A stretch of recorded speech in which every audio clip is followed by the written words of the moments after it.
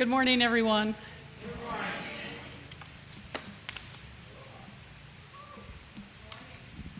Aloha, Bob. Thank you for taking this moment with me.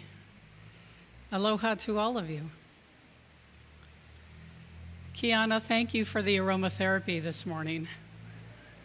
It's beautiful. Thank you so much. In preparation for this talk, I asked the Revs what the topic for us was, and they said repurpose. And I said, repurpose? Hence the question marks in today's title. I thought of repurposing as recycling, reusing, change your thinking, change your life perhaps. But it's that sort of, but not exactly. So we've all had moments when our lives have felt broken, finished, or thrown off course. And I'm definitely one of those. But what if nothing can be wasted? What if nothing is wasted in life? When I look at the natural world around me, I see that what is no longer needed by one creature becomes a blessing for another. What if God could take our detours and mistakes and turn them into blessings? Today we explore the spiritual principle of repurposing, the sacred act of taking what was and using it for what can be. It's not just about reusing, as in reusing a box or a bag. It's about seeing something new in the old. It's not just about changing your mind. It's about transformation. Nothing has meaning except the meaning I give it, says the Course in Miracles. We are not here to be victims of life. We are co-creators. Repurpose is possible because of the divine creativity within us. We get to choose how we interpret what happens to us. Repurposing begins with recognizing that I can choose again. I can change my relationship to the situation. I can reinterpret my path, and I can create a completely new direction for my life. Were all of you here for the tsunami this week? Sue didn't raise her hand because she was out on a boat. And because she was out on a boat, I had some fear. Now, I know in my scientific mind that a tsunami doesn't cause damage until it piles up on the shore and hits things and falls over. That's what happens with a tsunami. I've studied oceanography. I know how that works. But she was out there, and I was up there. And so I had some fear about this situation. And everybody from the mainland's calling me, where's Sue? Where's Sue? Is Sue okay? Because everybody knows she's out on a Sea Scout cruise, mentoring teens, and enjoying the day. So when I text her and say, are you aware of the tsunami warning? She says, yeah, we know about it. We're going out to deep water. And I went, oh. Now, I know in my mind that being close to shore is probably the worst thing they could have done. And that's where they were anchored off Polihale, enjoying that turquoise, aqua blue water out there. And that's where they were anchored at the time. And that's the worst place they could have been, is anchored at the shore during a tsunami. Now, we all know what happened during the tsunami. It turned out to be like less than a foot when it hit Kaua'i. It was not a big deal here. But I was around in 2011 when Japan took the hit. And I remember what that looked like. So that's what my physical body was doing with this information. It was going, oh my God, we're going to get hit like Japan got hit. Sue sends me a text. We're having the Tsunami Sunset Dinner Cruise. How's that for reframing the situation? How's that for repurposing something that I, in my mind, had as a possible catastrophe and something I could do nothing about, to we're going to ride this out in style. We're going to have orange chicken dinner. We're going to have Chinese food over rice for dinner. We're going to sail around out in the deep water, and we're going to enjoy this time that we can't be anchored at sea. It took me a while to wrap my mind around a sunset tsunami dinner cruise, but I appreciate, as I was getting ready for this talk, I appreciated the reframe, the repurposing, the renaming and renewing of what this situation actually was. So thank you.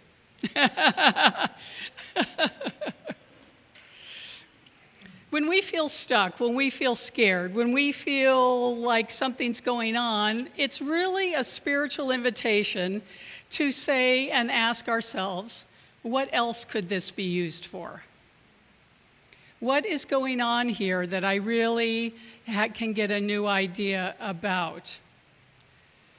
Ernest Holmes wrote that false mental causes are removed by a freshness of thought, sustained by an affirmative outlook of faith, and then trust in the perfection of life. How often do we forget that last piece?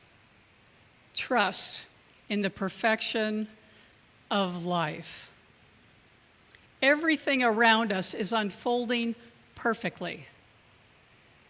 Sometimes we get distracted by the news that makes it look like things are not unfolding perfectly. But wait and see what comes of all that's occurring in the world, not just here on Kaua'i or in the United States, but all around the world. Let me use an example from my own life. I had just completed practitioner studies in 2008. I did it! I completed my spiritual studies, yay! And at least that's what I thought. What was really going on, though, was that I had been in preparation all this time for my true calling. I had needed the push. Have you ever been in a place where you needed the push to actually step out on your dreams? When we reframe the challenge, we move on from why me to what now? In 2009, I was let go of my very favorite job in forestry. I had been working there about 4 or 5 years, and I loved this job. I knew that I was going to do it the rest of my life. And then the housing market tanked, and forest products were no longer really needed right now, and so I was laid off in 2009. What I thought about this detour was more like a catastrophe, but it became a doorway to my purpose, my ministry. Space had now been created in my life for a fresh starting place and a life of greater meaning.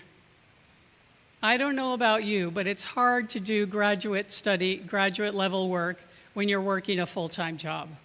So the full-time job was now safely out of the way, and I had all the time in the world.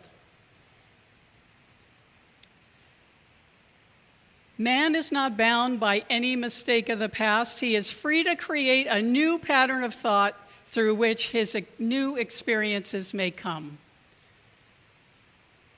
Sometimes I think about Ernest Holmes' writings in the early 1900s, all the way through to the 1950s, and I think, we really need some new information. We really need some new writers to read. And then I find these gems in there, and I just have to share them with you.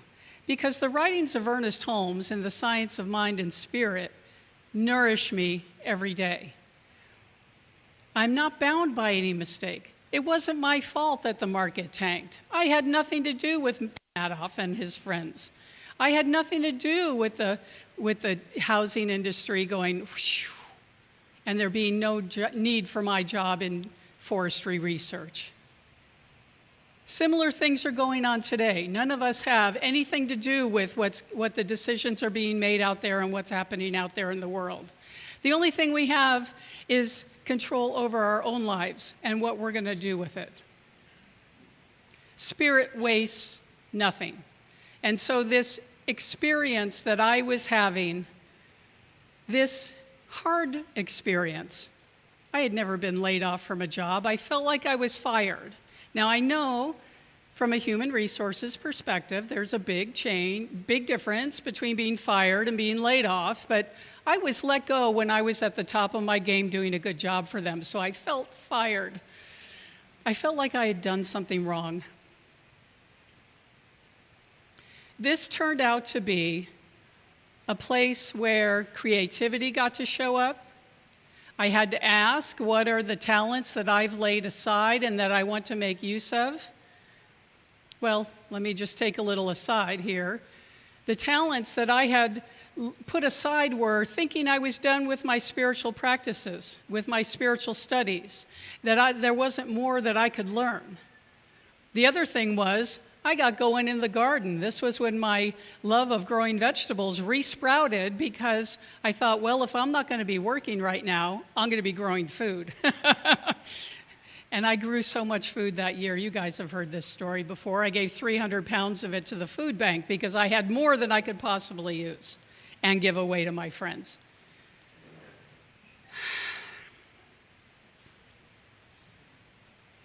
Last week, Marion Head was here, and she introduced our revolutionary agreement for this month. How many of you remember that story? She was talking about how she was having a difficult time in her own mind with her marriage. Now, Glenn didn't see anything wrong with their marriage. He was going along just fine, but in her mind, there wasn't a thing he could do right. And she transformed that relationship through gratitude and by looking for the good in that relationship. And that's what I had to do when I lost that job. I had to look for the good in it. I had to look for what was wanting to be born through me during that vacant time in my life. To repurpose means to dig into our old stories and bring them out into new light. Anything you can dream of is not too great for you to undertake if it hurts no man and brings happiness and good into your life.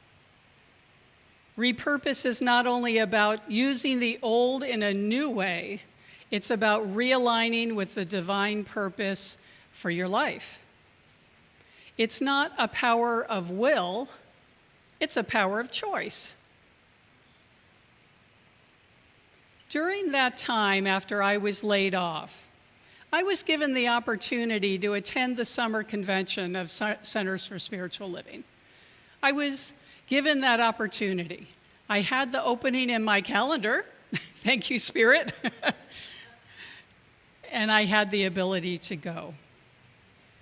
My inner guidance was whispering, look, this is the way you should go. This is for you, Diane. And that's what kept coming up while I attended that summer conference. As we clear what no longer is useful to us, or Spirit clears it for us, we are drawn into harmony. Harmony with our gifts, with our joy, and with our deepest why. There's an Indian parable about a water bearer. He had 2 large pots, and he had a yoke over his back, and he carried them to the river every single day to get water to bring back to his house. One pot was perfect and always delivered the full measure. The other had a crack in it, though, and only brought forth half a pot of water by the time he got home. For 2 years, this went on daily, and the cracked pot felt ashamed, discouraged, and apologized to the water bearer for its flaw. The water bearer smiled and said, Did you not notice the flowers growing on your side of the path? Knowing about the crack, knowing about the water leaking out, I have spread seeds. And every day you have been watering them with your crack. For 2 years, I have been able to pick beautiful flowers for my table, all because of you. The pot's flaw had been repurposed into beauty and service and joy. It had a higher purpose that it didn't recognize. That's just the same for us. We have mistakes and flaws and things about us that are cracked and worn out. Mistakes we made in the past, things we wish we had done differently, or things seem to be flat and nothing going on. There's a different, greater purpose for those areas of our life. What in your life wants to be seen differently? Today, I lay aside all fear and doubt and enter into the consciousness of faith and love. I believe that all the power of the universe is with me and for me, writes Ernest Holmes. Spirit invites us to not just repurpose our stuff, which a lot of us are pretty good at, but our stories, our beliefs, our lives. Is there an old experience that's asking you to repurpose it, to be used for the good, to find a new way out of something old, cracked, flawed, finished, done for, yours to do?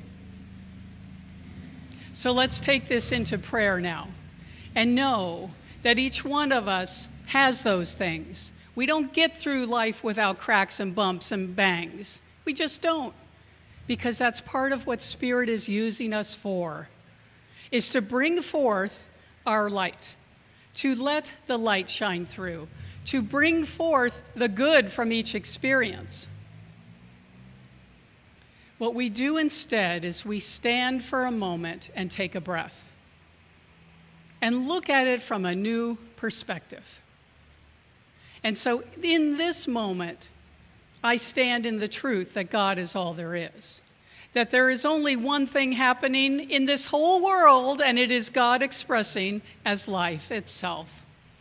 And so as I breathe in and I breathe out, I'm breathing in and out the energy of Spirit. That divine energy flows in and through every cell of my body, renewing, replacing, refreshing, making new, repurposing, all for the good. And so as I stand in that divine energy, I know that our relationships are just like that. Our relationships have flaws. Our relationships are finished. Our relationships are cracked in places. And our relationships are filled with joy and love and the energy of Spirit. All of that working together for the highest good. And so I give thanks that our relationships are renewed now and seen in a new way. I give thanks that even our bodies are renewed and refreshed in a new way. I give thanks that our finances are renewed and refreshed in a new way, and that our creativity especially is born anew as we look at things just a little bit differently today. The power for transformation is in and through each one of us. There's nothing that can get in the way of you living your highest good except your decision to do so. And so today we make a new choice. Today we reframe. Today we repurpose and allow the good to flow in and through each one of us in a new and magnificent way. Mahalo.